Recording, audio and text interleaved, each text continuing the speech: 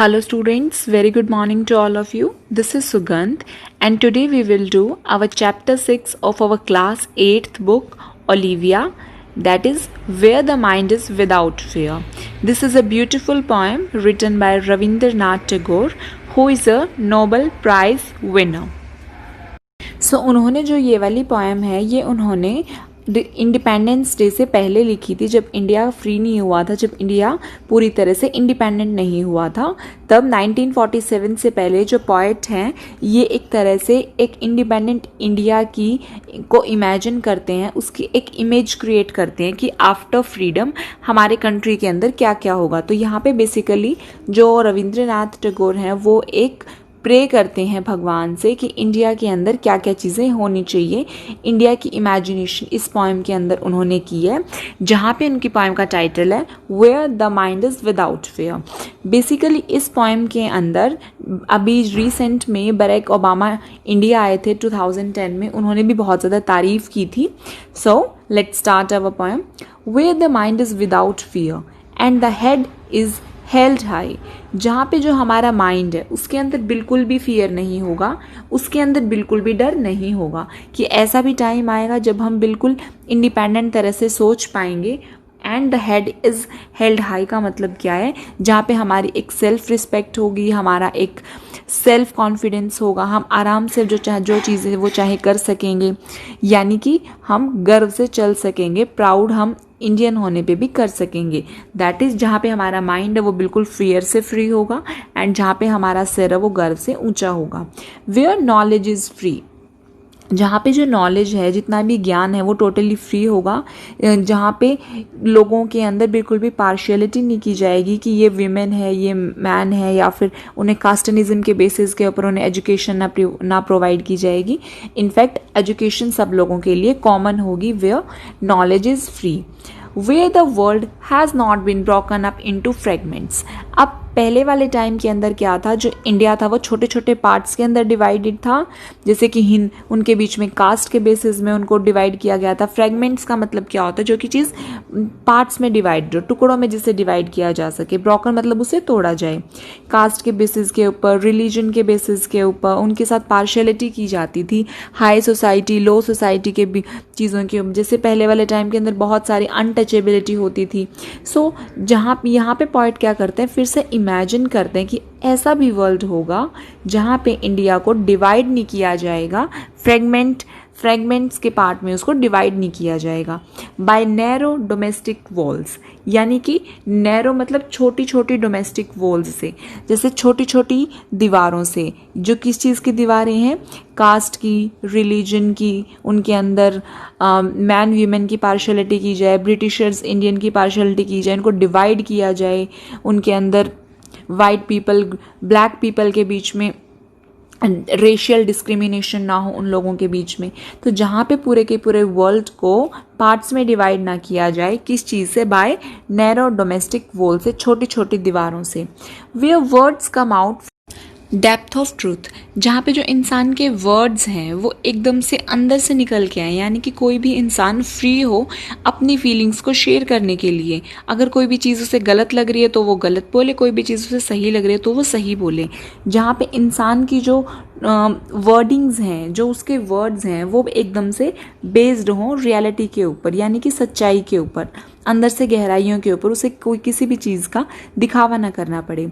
Where tireless tiring stretches its arms towards perfection. Tireless का मतलब क्या होता है, यानी कि जो चीज़ बिल्कुल भी थके ना, यानी कि जो चीज़ टायर्ड ही ना हो। स्ट्राइविंग मतलब परसीव करना, नई नई चीज़ों को जानना। स्ट्रेचेज इट्स आर्म, जहाँ पे इंसान दिल खोल के काम कर सके, अपनी बाहें फैला के काम कर सके, टुवर्ड्स परफेक्शन, यानी कि किसी भी चीज़ को परफेक्ट बनाने के लिए, कि कोई भी इंसान बिना थके अपने पैशन से, जुनून से, अपने दिल से परफेक्शन के लिए वो वर्क कर सके। Where the clear stream of reason has not lost its way. Clear stream of reason, clear stream का मतलब क्या है, जहाँ पे कोई भी पर्सन उसकी बिल्कुल एक सीधा रास्ता हो, यानी कि वो इधर उधर की बातों में बिल्कुल भी ना उलझे, उसे यहाँ वहाँ बिल्कुल भी ना बहकाया जाए। जहाँ पे उसके पास कोई भी काम करने के लिए, कोई भी बात करने के लिए, बोलने के लिए उसके पास एक प्रॉपर रीज़न हो, वो अपना डायरेक्ट उसका जो एम है वो वहाँ पे पहुँच पाए, एंड उसका जो रीज़न है, उसका जो भी लॉजिक है, वो अपना रास्ता बिल्कुल भी ना खोए into the dreary desert sand of dead habit. जैसे पहले वाले टाइम के अंदर क्या होता था, देखो जो ये दो लाइंस हैं ये आपस में कनेक्टेड हैं एक दूसरे से। पहले वाले टाइम के अंदर क्या होता था, बहुत ज़्यादा हाई लेवल के सुपरस्टिशंस थे, अनटचेबिलिटी थी कि यहाँ पे इसको टच नहीं करना, या फिर यहाँ पे उन लोगों के बीच में रेशियल डिस्क्रिमिनेशन था कि ये हाई सोसाइटी है, ये लो सोसाइटी है।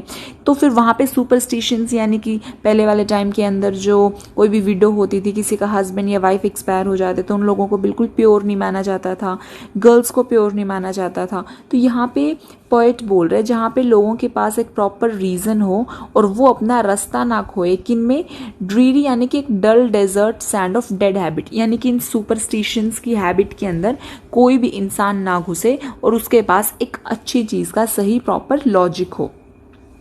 वे the mind is led forward by thee, जहाँ पे इंसान का जो माइंड है वो उसे आगे लेके जाए into ever widening thought and action, जहाँ पे वो पूरे अच्छी तरह से एक ओपन माइंड से सोच सके, या फिर वो अपने उसके अकॉर्डिंग अपने एक्शन भी कर सके, यानी कि वो अच्छी तरह से सोचने के बाद वो एक्शन भी कर सके।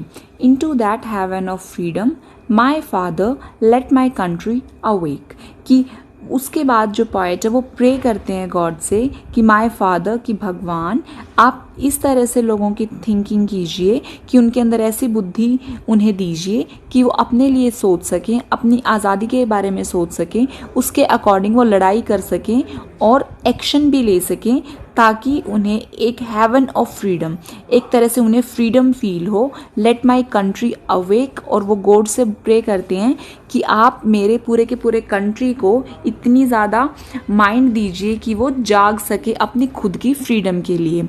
सो ये बेसिकली पूरी की पूरी पोएम थी। यहाँ पे हमने रविंद्रनाथ जो टैगोर जी हैं उन्होंने अपनी फ्रीडम से पहले लिखा था इस पोएम को, और उन्होंने इमेजिन किया था एक फ्री इंडिया के बारे में, जो कि जैसे कि आज हम ये सारी की सारी चीज़ें फील कर सकते हैं, क्योंकि आज के टाइम बिल्कुल हम फ्री हैं, जहाँ पे ये सारी की सारी चीज़ें आज के टाइम में पॉसिबल हो पाई हैं just after freedom.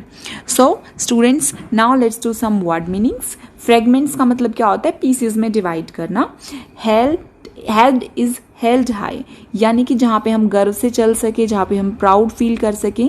Stand with confidence and self respect. Domestic मतलब pertaining to a family nation, यानी कि एक घर वाली चीज़ों में घुसना, फैमिली के लिए, अपने राष्ट्र के लिए। स्ट्राइविंग का मतलब परसीव करना, कोई भी नई चीज़ें ढूंढना, खोजना। टायरलेस मतलब विदाउट गेटिंग टायर्ड, थकना नहीं। ड्रेरी मतलब डल। रीजन इंटेलेक्ट, यानी कि प्रॉपर एक लॉजिक हो। डेड हैबिट्स यानी कि old customs. So I hope आपको ये पोएम अच्छी तरह से समझ में आई होगी। If you have any doubt or query then you can directly comment in the comment section. Thank you very much. Have a wonderful day.